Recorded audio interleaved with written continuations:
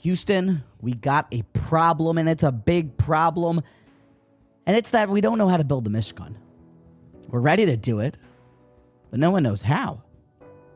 Is there a Ramban's question and perhaps his most crucial must-read essay in all of Torah right here in Parshas Vayakel?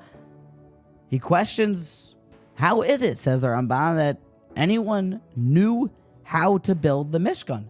After all, they are children of slaves. Their parents go hundreds of years back. Perhaps even their grandparents were slave laboring in the hot sun, not exactly dealing in metallurgy or diamond cutting or anything to do with the fancy gold, silver, gems, and tachash skins. We need expert artisan craftsmanship, but yet the Israelites don't know how to build this Mishkan. Says the Ramban, that is indeed why the pasuk says here that there were some that were Nosai Libar Lidvar Hashem. Who was it that built the Mishkan? Those individuals whose hearts stirred them. Those individuals that were matzah betivo sheyeda lasos kain, that they heard that there is a commandment to build the Mishkan, and although that they had no prior knowledge, but they stepped forth and said, I volunteer as tribute, and I'm going to build the Mishkan, and I'm going to figure it out. Their hearts stirred within them, and they said, I'm going to do it. Ani e'aseh kol asher adoni dover. Whatever it is that the master asks. You know, in life, we all have big goals. The dream is free, but the hustle is sold separately.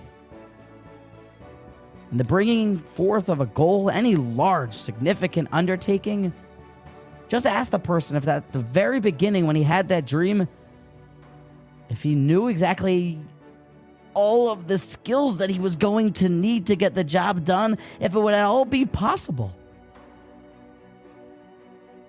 It's almost always the same midah that brought this successful person to his goal.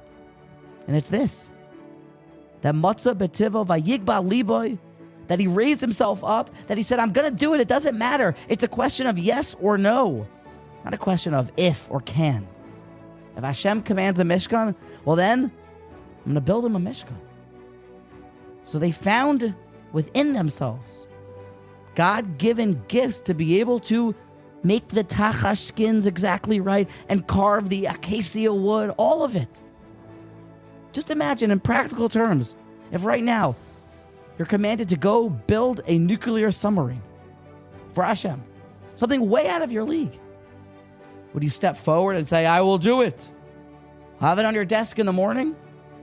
Or would you kind of step back into the crowd hoping that Shmuel Kamenetsky would step forward to do it? Vayigba liboy, Dvar Hashem, ani eser kol asher adoni dover. Those are the individuals that are successful. Those are the individuals that build a Mishkan.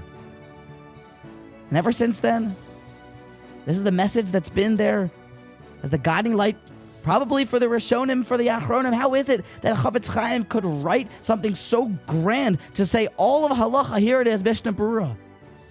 What type of commitment, what type of a yigba liboy b'darchei Hashem does someone need to have? How could the Rambam write, here I am, Moshe ben Maimon, and all of Torah is in these 14 books? Their hearts stirred them. They stepped forward, and when you are makabel the achrayis,